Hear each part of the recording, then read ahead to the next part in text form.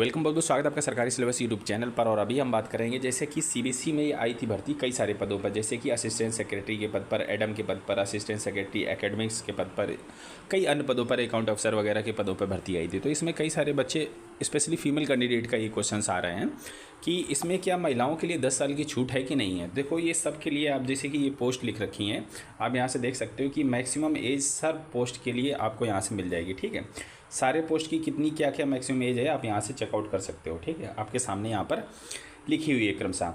अब देखो, महिलाओं के लिए क्या है कि बच्चों इसमें 10 साल की छूट है, 10 साल की छूट। और ये छूट ऐसा नहीं है कि आप एससी की महिला हो, आप जो है ना ओबीसी की महिला हो, आप फिजिकली हैंडीकैप बच्चे हैं, तो अगर आप जो ऑलरेडी रिजर्व कैटेगरी है उसको तो रिजर्व कैटेगरी में छूट मिल ही रही है, और महिलाओं को अलग से छूट दी गई है 10 साल के लिए।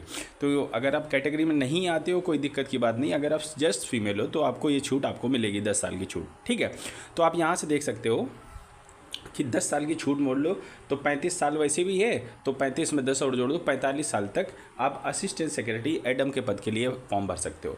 लाइकवाइज असिस्टेंट सेक्रेटरी ट्रेनिंग की बात करें तो 30 साल तक जनरल कैंडिडेट जो जनरल है फॉर्म भर रहे हैं, तो 30, 10, 40 तक के लिए महिला हो, फीमेल कैंडिडेट हो, आप इसमें फॉर्म भर सकते हो।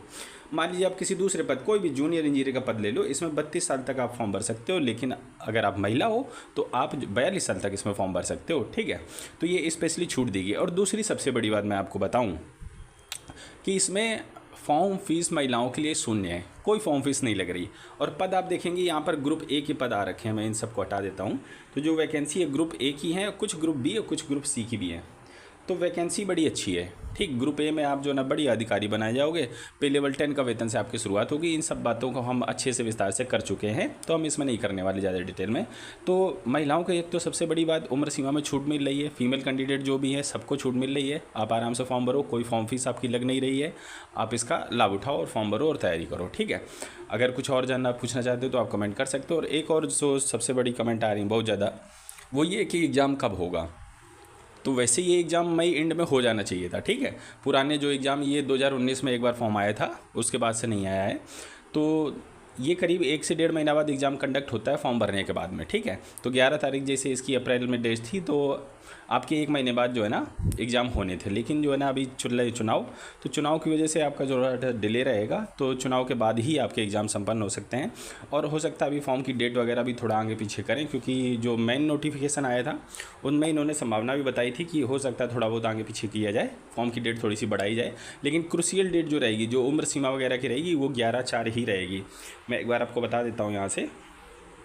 और कई बच्चों के ये भी कमेंट आ रहे हैं कि आपका जो है ना एग्ज़ाम सेंटर कहाँ रहेगा। तो ये मैंने पहले भी वीडियो में बताया था, ये जो आपके हैं इन्हीं में आपका एग्ज़ाम सेंटर पड़ेगा।